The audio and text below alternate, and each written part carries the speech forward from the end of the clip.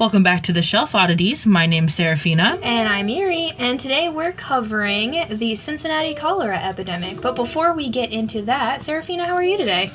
You know, I'm good. Last night was the first night it really felt like fall, and I feel like my soul is healed. Me as well. I know I woke up for work on Friday, went outside, and it was crisp, and I have never been happier. It felt like waking up from hibernation for the first time, and it was absolutely fantastic. We are anti-bears. We are anti-bears, absolutely. Well, before we get too deep into my topic today, I wanted to talk about our zodiac signs, because something we've learned about each other in the past couple recordings of these episodes is that we are absolutely our zodiac signs.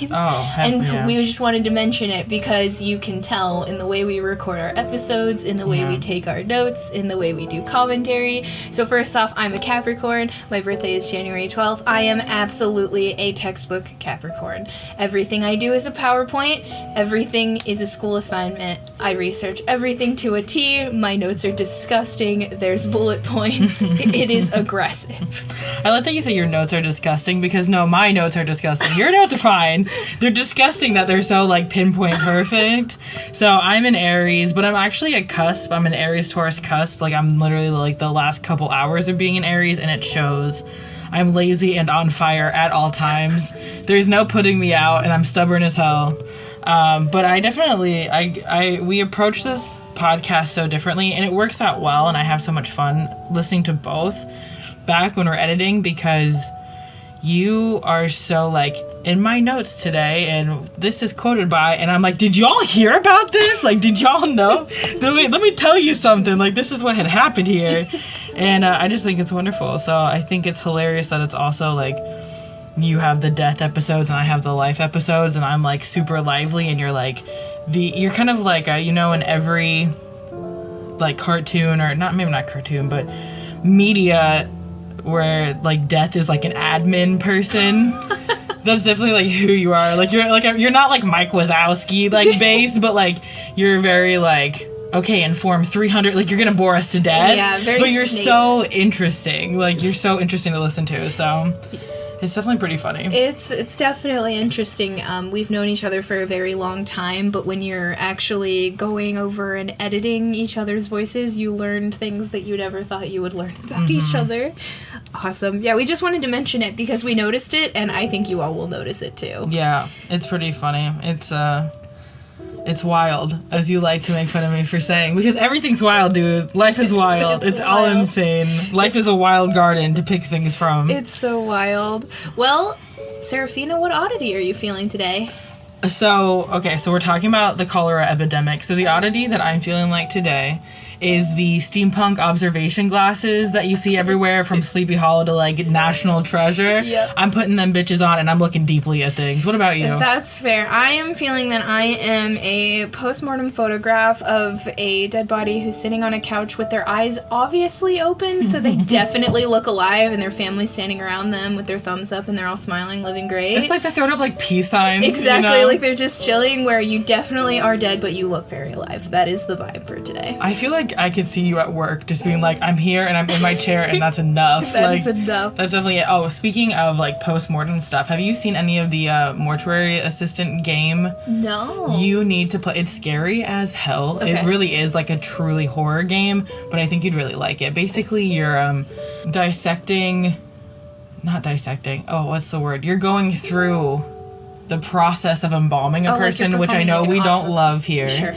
But it's fun. It's a game. Yeah. It's not like you're really hurting the earth. That's right. But you're basically like fighting off like a demonic presence the whole time, and it's scary as hell. But like once you get through the first game of it, and you like understand what's going on, like it's not as scary, and you start to like appreciate the scares. But it's something you should look into on stream, because I think you would really have fun with it. Yeah, I'll definitely have to look into that. Lately, I've been streaming the Dead by Daylight dating sim called Hooked on You. It's incredible. I will be streaming more of it because it is such a fun time. It was fun to watch. It is ridiculous and incredible, so. Oh, and before we move on from that, plug your stream, girl, right now. Oh, yeah. I've been streaming Wednesdays at 8 p.m. Eastern Time. My handle is Ectoplasmic Emily. Feel free to stop in. I've been streaming streaming kind of a bit of everything because I don't have a game that I consistently play all the time anymore. So yeah, stop on in for the fun. I've been trying to convince her to play Stardew Valley with me on like a weekend night so we can just like get cozy and chill going into fall. So try to catch us there. Yeah, we will absolutely be doing that. Awesome. But before we get into it, just one final time, this topic is a little heavier than the other topics that I have covered in the past because this is like active death, not necessarily, after someone has passed. So I just wanted to do kind of a trigger warning for that. And then also I will be going into the symptoms of cholera and some other nasty things. So if you are the type of person who is like eating and but don't enjoy those types of descriptions because I know not everyone has the stomach for it. I'm not one of them. Definitely make sure that you save this episode for a time that you're like driving in your car or running or doing something fun. Anything else. So awesome. Well, the first thing I wanted to start with is what cholera is, because I think most of us get taught the story of cholera that happened over the pond, and we learn about it then. But for me, it's at least been a few years since I had heard about it, and I knew nothing about it in this area.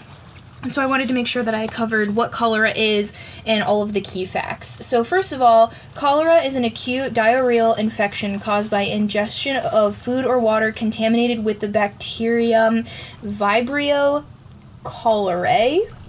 Forgive me if I messed that up. I'm trying my best. I'm not a scientist. Sounded pretty legit to me. Cholera remains a global threat to public health and an indicator of inequality and lack of social development, which that comes up a lot in my story and also in the story we get taught in school, because the biggest thing that you hear about cholera is the reason why it spreads so quickly is because of bad water, right? Yep.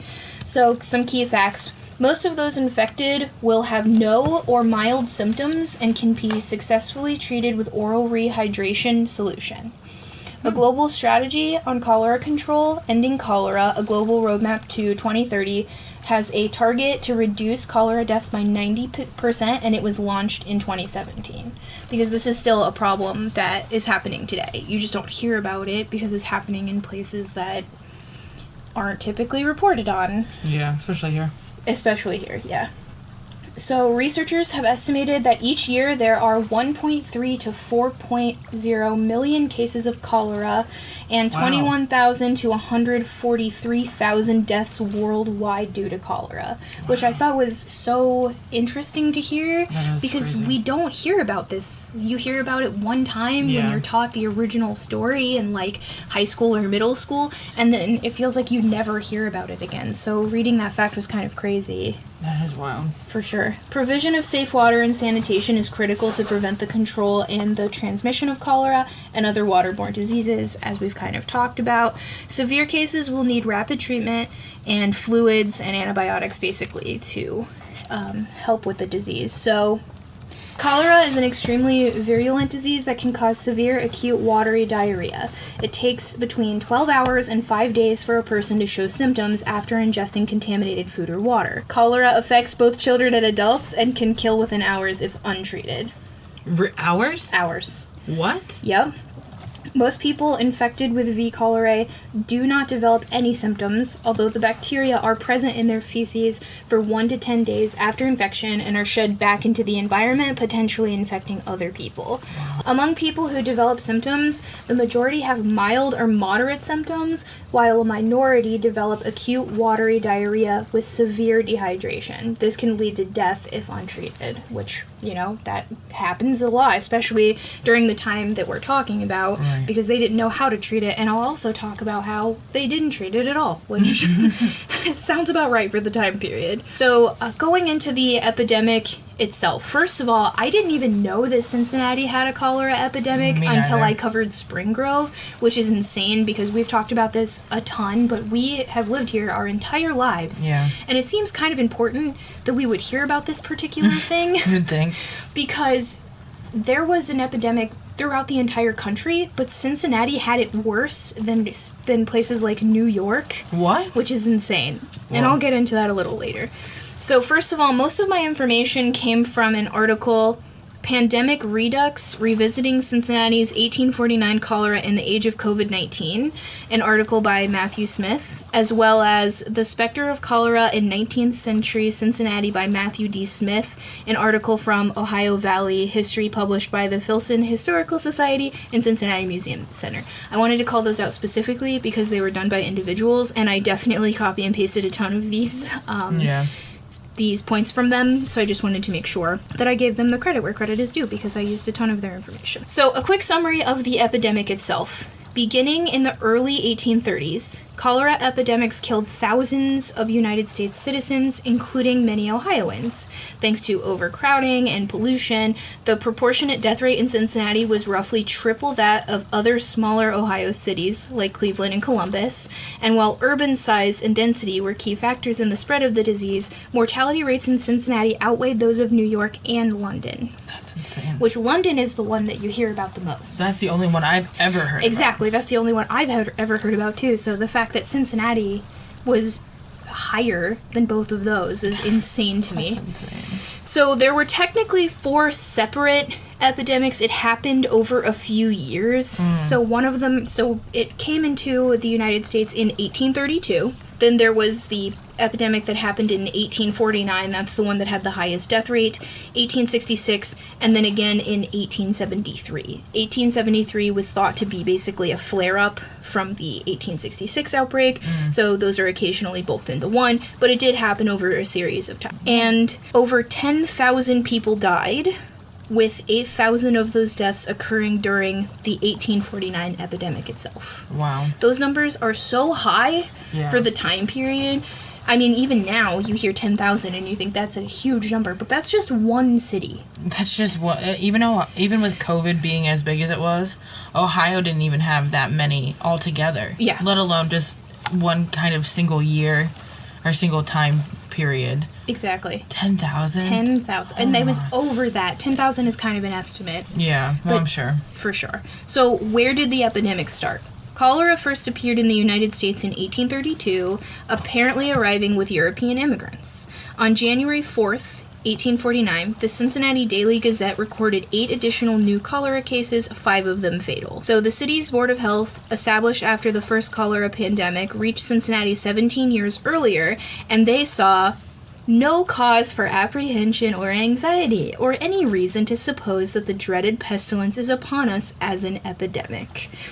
What's interesting about researching this topic now, knowing what we know, knowing what we know in our year of the Lord 2022, is that, and I have this in my notes, how similar that sounds. All I can think as you're talking is like, yeah, and we still have all their ancestors. Yeah. Those people never moved away. Right, Yeah. like it's literally, they're all vampires and all of them are on a council. They're still the same people. They're the same people, they just renamed God. themselves. It was crazy researching this particular topic during the COVID-19 pandemic, knowing the information that we know. I mean, it sounds exactly the same. Nothing sounds any different. At all, yeah. So, and death, when it came, was horrific, producing voluminous discharge of rice-like white diarrhea, which is... What? That is the symptom that you hear about the most when talking about cholera, is the rice-like white diarrhea. That is terrifying. One physician described the telltale signs of cholera's hapless victims: countenance quite shrunk, eyes sunk, lips dark blue, as well as the skin of the lower extremities, the nails livid. Livid. Ooh. So I wanted to put a quick mention in here because when you hear about Cincinnati, everyone thinks of the pigs, because our thing is pigs. It could be piggin'. Flying pigs. That is the city of Cincinnati's thing. So I wanted to include a blurb here. This section of my notes is called "What About the Pigs?" I just keep in my head thinking like Cincinnati should have changed their slogan to "Piggy Dippin'." Piggy dipping in the piggy pond. In the piggy pond, maybe. Absolutely. So, by the mid-19th century, Cincinnati's slaughterhouses rounded up and butchered some 500,000 pigs each winter when cold weather sufficed for refrigeration. This is going into Porkopolis, which I will not be covering. That is a Serafina topic that she will be covering at a later date. I've already started researching it, so it will be coming, but not until after Halloween, of course. That's fair. Halloween is the most important For sure. So, though compounding the city's squalor in many ways, these semi-feral herds served one vital end, recycling neglected mounds of garbage and human waste. So basically, the pigs kind of helped with the cholera epidemic because they were helping with some of the waste. It did not help enough to really stop the epidemic, but I did want to mention that the pigs were doing their damn job. That's also what's really funny is we'll talk about permaculture in another episode because I'm obsessed with permaculture, but that's the idea that like whatever's on your farm has to help you, like a means to an end. So the idea that like that was low-key permaculture back in the day, that's so wild. I have a note in here that says pigs thus constituted the most extensive public health agents in the city, but still cholera returned. Isn't it funny that they call him Mike de Swine? Like, in thinking about this? It is. Anyway. It is funny. So this next section is called Impacts on Minorities, because cholera impacts minorities the worst. Well, any public health crisis tends to. Absolutely. The cholera erupted in the humid summer of 1849. As I mentioned earlier, 1849 was the worst of all of them. It has the highest death count, and it was humid that summer, which did not help. As we both know, summers in Cincinnati are not great. Awful. The worst. Great. So the city's German, Irish, and black neighborhoods, blighted with appalling sanitation, suffered extreme mortality. It was not uncommon for cholera to be blamed on the Irish due to their religion. Anti-Catholic sentiments blamed the disease on a vengeful god, or because of their poor living condition. I have a note in here that says Christianity ruins everything, because it literally does. I said what I said. Yeah, agreed. Immigrants were 40% of the population, but according to one contemporary source for times likelier to die than native-born Americans. Cholera often turned Ohioans against immigrants in their communities. What doesn't? What doesn't? Oh my gosh. But in one small community in Putnam County, it was an immigrant that saved the day. When is it not? They normally do. It's just they're not written in the history books, as we've mentioned in previous episodes. Yeah. In Gilboa, Ohio, when cholera struck in 1852, many of the residents fled, but 3 doctors remained to treat the ill. One of these doctors was named Gustav Thayte. That's Thayte. I might be saying that wrong. Thayte, a political refugee from Hungary, had been taken in by a local family before the outbreak, but he stayed to help his new community. Unfortunately, Thayte fell ill while treating cholera victims and succumbed to the disease himself. Politicians blamed everything from intemperance to crime and prostitution on this, quote, plague of strangers. Epidemic disease became one more crisis blamed on someone else, as it mostly is. That's literally happening right now with monkeypox. Literally happening right now. Heavens. Yep. John W. Scott, a professor at Oxford, Ohio's Miami University, says, quote, "It hunts out with extraordinary precision the abodes of vice, the haunts of intemperance, debauchery, and every moral and physical pollution. The vicious and the intemperate are its proper subjects and have been its principal victims." I hate that. It's fucking terrible. Fuck that. So, it only gets worse. Of course it does. Of course it does. Between the canal and steamboat traffic along the Ohio River, Cincinnati was in prime position to be affected by cholera contamination in waterways. The reliance on the docks and the prevalence of nearby hog slaughterhouses also meant many lower-income residents were living and working in dirty and damp conditions. Despite the 1832 and 1849 epidemics, Cincinnati did very little to improve the conditions that cause cholera. Not surprising. No. In 1826, the Cincinnati Water Company established a network of pipes to bring water from the Ohio River to many locations around the city. However, without a proper sewer system to keep dirty runoff from contaminating the river, the company was essentially just pumping bacteria-filled drinking water into everyone's homes. Oh, no. Even families that skipped the services of the water companies and used wells were at a huge risk. Wells often picked up all kinds of dirty drainage. Many of Ohio's cholera outbreaks can be traced back to a contaminated community well, which I believe that's part of the London story, was a contaminated well. So that playing in here is also kind of, interesting parallel. I'm glad that we have that information now, still, but it still is wild to think, like, water, the one thing you need in this world. Yep. All those poor people, all I can think about is, like, they were just drinking water, like, living trying their to lives, live. Yeah, in a humid-ass summer. Yeah. Oh, God, I didn't even put that together. Yeah, sweltering, just trying to drink their water. Trying to stay. And it's all fucked. Wow. So my bullet here says panic sets in and the people start doing dumb shit. as per usual.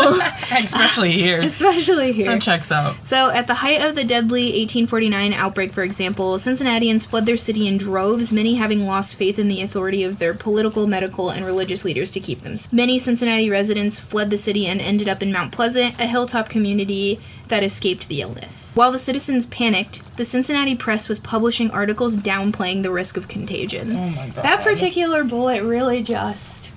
You know, because I remember early COVID-19 days and the things that were they're happening. still doing. They were doing it last week. Literally, yeah. Oh no. So, as the nation reeled from the slaughter of the Civil War, another epidemic swept the nation in its wake. So you also have to remember war was happening in our country, and we also have cholera. It really was a really bad mix. It sounds awful. Not optimal. You know what did happen though at that same time? A1 was created, baby. Oh, the steak sauce? Yeah. Hell yeah. You've never seen that meme where they're like, you know what this country needs right now? A1 steak sauce. A damn good steak sauce. And you know what? We did need it. I mean, it saved my life multiple times, so I understand. Absolutely. So I have this section, it's called Key Ignored Players, and the reason why it's called that is because there were multiple people who tried to warn others, let them know, you know, this is why this disease is spreading, hey, we should probably do this, and no one listened to them. So these are all of those people, because, you know, there's actually more than one, which is unfortunate. Of course there is. So, when Dr. Daniel Drake tried to increase awareness of cholera during the 1832 epidemic, he was met with resistance and disbelief. No one believed him. Drake contributed greatly to Ohio's development. His work helped provide Ohioans with capable doctors. He played a leading role in establishing several institutions of higher education. Drake also authored numerous books on Ohio's animals, plants, and diseases. So we got a smart guy trying to do smart things, but no one wants to listen to said smart guy.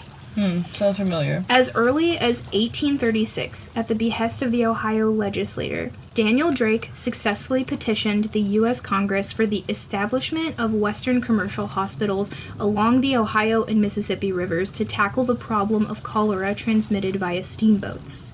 By 1861, the federal government had built nearly a dozen such institutions, including Cincinnati's first dedicated cholera hospital in 1850, supervised by the Board of Health and offering a relatively clean environment to the city's poorest citizens.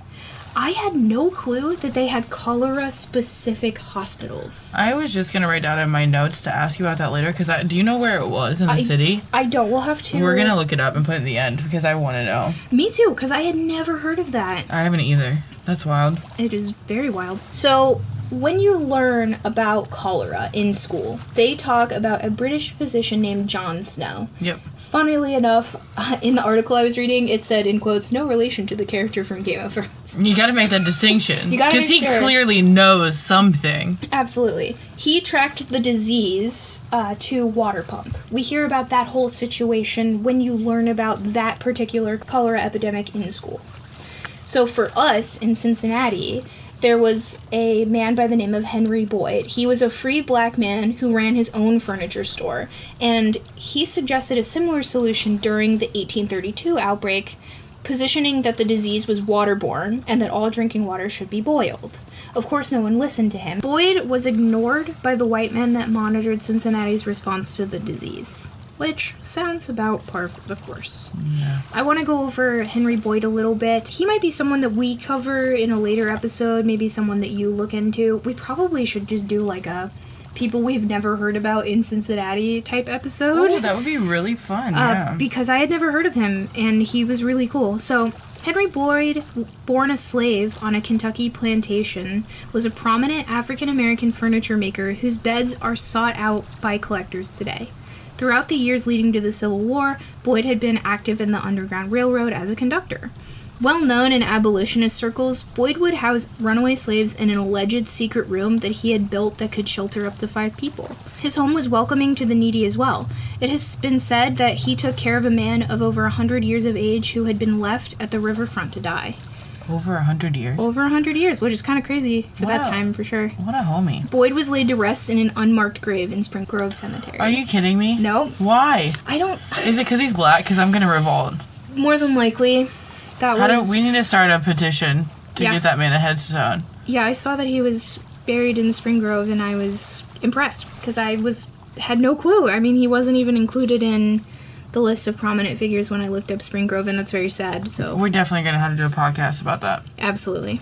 We gotta get his name out. That's so Cincinnati has such a rich history of like not white people. Yep.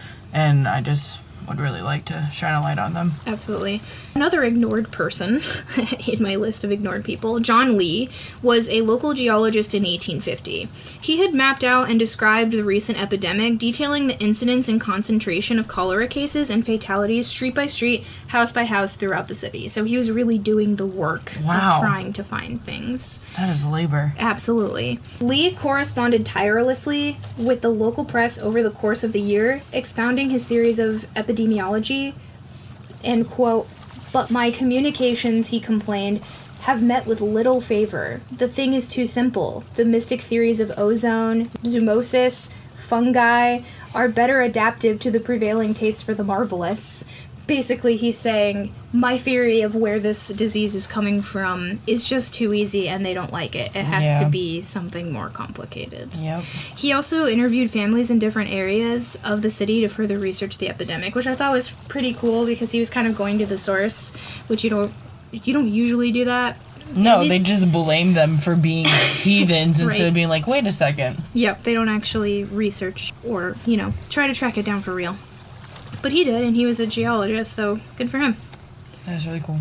All right, so my final section here is called, So What Are We Gonna Do About It? And the note that I have here at the top is, we're gonna let the Sky Daddy handle it, of course. Of course. Because in that time, and honestly in this time... I was like, wait. I was gonna stop you. I was like, hold on. Nope. That time and this time, we are gonna turn to religion to fix this problem, knowing full well that it's not actually gonna fix the problem. So, in August 1849, President Zachary Taylor, who I always forget is the president, declared a national day of fasting, humiliation, and prayer, but responsibility for public health devolved to state and local hands. So we're just gonna let each state handle their own, but we're gonna have a day of fasting and humiliation and prayer to fix this disease, an epidemic that is infecting most of the country and killing thousands of people. Why do we let people who are not doctors practice medicine through law? Like, I don't understand. I wish I knew. I don't get it. The previous month, Cincinnati Mayor Henry E. Spencer announced a day of fasting and humiliation at the behest of local Protestant ministers, but did little to tackle the cholera head-on. As in, he looked at some ministers, they had a discussion, they're doing religious stuff instead of actually doing anything about the epidemic itself. That's so stressful. Admittedly, the medical practice of many doctors was bizarre during this time, if not downright dangerous. As we know, for many other diseases happening at the time. You got some ghosts in your blood, baby. Do some cocaine about it. Put a leech on it. Yeah. Yep. Daniel Drake, for example, recommended that cholera victims be laid out for extended periods in case they're not dead, but merely in, quote, suspended animation. What? Yeah. Basically laid them out. Like his contemporary, Edgar Allan Poe, Cincinnati's leading doctor seemed morbidly obsessed with premature burial. Changes and developments in civic infrastructure and technology played a key role in the decline of cholera, as well as practical milestones and growth of the railroads, which lessened the dependence on water in the Ohio Valley. Which is important, because as I said earlier, all of the utilizing of the docks, the water systems, was really part of the biggest part of why there was a problem. Yeah. Another milestone in Cincinnati was the development of a city sewer system supported by state legislation after 1863, which quickly reduced contamination of public water supplies. I also found somewhere in an article saying that the Cincinnati sewer system is still not great. I didn't look into that, but I would like to look into it again at a later date for more information, because I don't know anything about that. I mean, I'm pretty sure if you dig deep enough, I think most sewer systems, except for probably maybe newer towns, Sure. they're all probably pretty old and not so great. All of these developments were stimulated in some degree by the economic impacts of the Civil War, which I constantly forget about when we're talking about these types of things, that the Civil War really did help in a lot of ways, and it also hurt in a lot of ways. What is it and good our for? city is absolutely nothing. Hello. And our city, Cincinnati, was highly impacted by both of those, and the foundations that we've built off of it just keep on going, and we're still using a lot of it today. Well, because the Ohio River was the breaking point for north and south, so we had a crazy amount of traffic through here for that. Nowhere was this more vividly illustrated than in the growth of America's communications infrastructure connecting Cincinnati to a telegraphic information superhighway, which is something that I also want to look into more. That might be more your wheelhouse, talking about the telegraphic information superhighway, which is basically everyone being able to pass information. Communication, because back then you couldn't just send a text like, yo, this cholera epidemic's fucked. Like, yo, I'm dehydrated. Yo, I'm literally fucking dying. Why does it look like Chipotle rice in my toilet? What's happening? Great question. So, the telegraphic information superhighway really changed a lot for Cincinnati and a lot of cities. And I don't know a ton about it, but that does seem very life-related, doesn't it? Talking to you. So, not to completely throw off the conversation that we're having, but I do find it very odd. Okay, so I'm going to throw this off for just a second. I'm so sorry. I will keep it under 2 minutes, and I will rein myself in, I promise. Me and a lot of my friends and our neighbors, or me and you, have had the conversation about, like, the Truman Show and, like, feeling like we live in the Truman Show. Mm-hmm. I feel like so much of that has to do with living in Cincinnati, because I think that, one, it's weird I grew up here of all the places, like, where my parents were from and all this stuff. Like, I feel like so many of us all have, like, a weird story of, like, how we got here. Like, even though Cincinnati's so old, like, it's so weird that it's such a big city in, like, the middle of nowhere, but it doesn't feel like such a big city at the same time.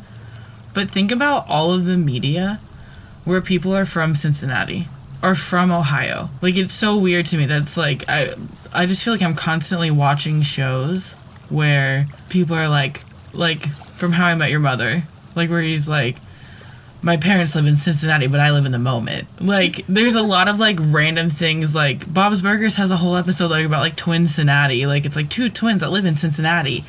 Like, I just feel like I'm constantly hearing about Cincinnati, and it's interesting to hear that, like, we were at some point, like, the super highway of information. I feel like we're still, like, a vital part in that, even if it's just these little background things.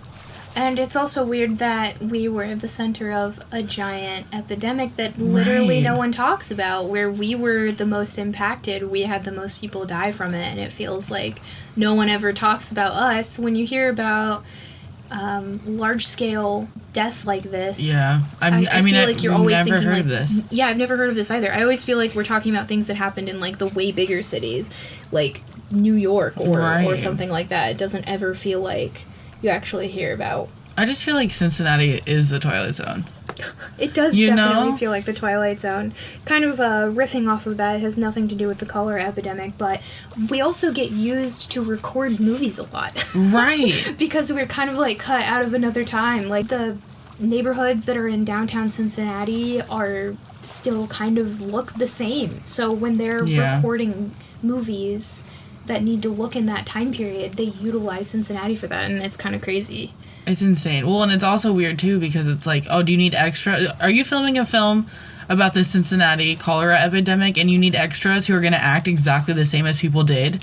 Then, don't worry, all of our weird uncles will sign up and be the exact same as the people who used to be here. You know what I mean? Yep, like, it's just so... Still here, still making the same decisions. Yeah, it just feels like Cincinnati never ages, but is also on all the trends at the same... It's just super weird. It is. Yeah, Twilight Zone is a great way to describe it. All right, so are you ready for some questions? I'm ready for some questions. So I guess my first question is... Who's the most affected now? That's a great question, and after some research, the top 3 countries with the most cholera cases, according to this article that I'm reading online right now, are Yemen, the Democratic Republic of the Congo, and Somalia. Okay. Well, those answers do make sense, because unfortunately, we as a country don't see public health as a crisis, and it makes sense that other countries who aren't us are going to be struggling with things that we seem to have found an answer to. So I don't love that, but it is good to know. So that way, if you do want to support those countries, if after listening to this, you feel the need to do something about it, because I'm sometimes that type of person where I need to go and educate myself or help out in some way, especially with something. I just find it to be a real struggle to sit here and listen to something that we've kind of fixed 100 and 50 years ago still be a real issue for people. And it's interesting to learn about something like this happening not that long ago here and having no idea it even happened in the first place, to then finding out it's still happening. Like actively impacting people. Yep. That's awful. How do you cure cholera, or how do you go through cholera? So according to the CDC, the treatment of cholera is rehydration therapy, antibiotic treatment, which reduces fluid requirements and the duration of the illness, and zinc treatment. Zinc? Yeah, I had not heard that before either. Wow. Interesting. Okay, so if you're packing your time traveler's kit, take some Liquid IV and some zinc pills. Not sponsored, but Liquid IV is the best. You like it. I love Liquid IV. Not sponsored. I understand it works. I just wish it tasted better. That's completely reasonable. I would not have survived my Florida vacation without it. Oh, yeah, you did say that. I do remember you hearing that. Yeah, not sponsored. We should cut this out. How dare they?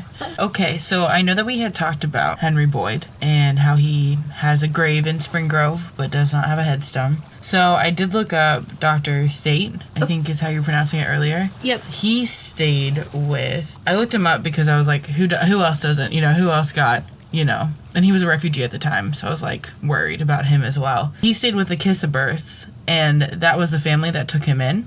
Mm-hmm. And they made sure that he had a wonderful headstone, because he was the one that had also passed from cholera, unfortunately. And that's in Gilboa, Ohio. And it's a beautiful headstone. It has a poem that they wrote for him that I think is really cool, so I'm just going to say it now. So on his headstone, the Kissabirths wrote this poem that says, "On Hungary's sunny plains he bore the standard high, but death the exile claims, beneath this stone he lies." That is beautiful. So, I mean, they really, I mean, truly, I mean, I'm sad that Henry Boyd didn't get the same love that I think he deserved. But I am happy to hear that Dr. Thate did, because I couldn't imagine being surrounded by that much death and then succumbing to the same disease that you helped so many people with, then not getting the recognition that you deserve even to this day. So I thought that was really cool, and I wanted to include it. And then something I also thought was interesting is that we had talked about, you said Mount Pleasant earlier? Yes. Yep. So Mount Healthy, Ohio, which is a city, or a suburb, I guess, technically, of Cincinnati. It's called Mount Healthy because that's where they went, because it was healthy from cholera. I had thought about that when I thought about Mount Healthy myself, because I've been in there. I think everybody around here has at least driven through it at least a couple times. Yeah. And that's unfamiliar. That's interesting to know that that's why they named it that. Funny. It's so interesting to know. Like, we hear about Mount Healthy all the time. Like, if you listen to any of our radio stations, they talk about Mount Healthy. And the fact that it was due to this epidemic that I've never heard of. Yep. That's so wild to me. I know I say that too much. That is wild. But it is. It's wild. That's wild. And then I also found out that Sandusky, and we have one here too, but it's not called a cholera cemetery. The Sandusky Cholera Cemetery is a dedicated cholera cemetery. But we have the Pioneer Jewish Cemetery that has a huge section dedicated to cholera victims as well. Oh, that's interesting. Yeah, I didn't know that. It is crazy. But unfortunately, I can't find out where the cholera hospital is. I've done a bunch of research, and because no one ever talks about it, we're probably going to have to go down to, like, a library and look at some microfiche and, like, find out an address. Yep. But, yeah, unfortunately, I cannot find it anywhere, but I would like to know.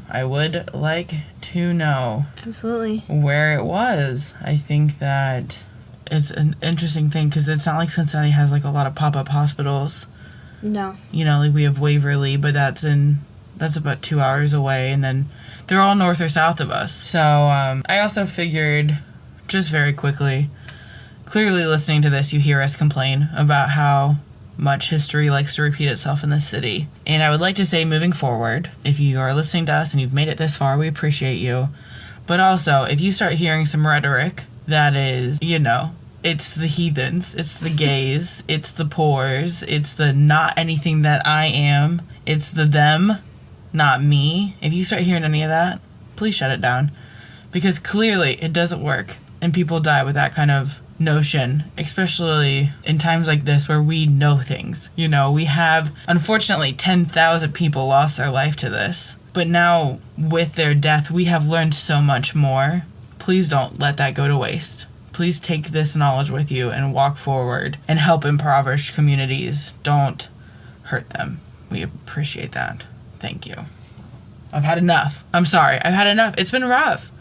It's been a rough 2.5 years, especially being in Cincinnati. Mm-hmm. We just hear a lot of, it's them, it won't happen to me, all of this. It's just not true. It's just not true. And please pray if you want to. Do what you need to do, but also please do the work and please help people out. I just think it's important in times like this to be a Henry Boyd and not a Dr. John Scott. I just think that those things are important. It's important to help other people. And we have the knowledge now with these things, with diseases, even if they're new variants of anything. Monkeypox is just a variant, of smallpox. So, it's a pox on your house. Sorry. Anyway, not to tangent too much, but I just think use the knowledge of those who came before us to make this world a better place. And then maybe 10,000 people won't die because they're heathens. Or they're different. Or they're a minority. Right. Support your communities. They are. And public health is a societal matter. And make sure that your four humors are balanced. Make sure that you're staying healthy and hydrated. And be kind to one another. And stay out, Arcadia.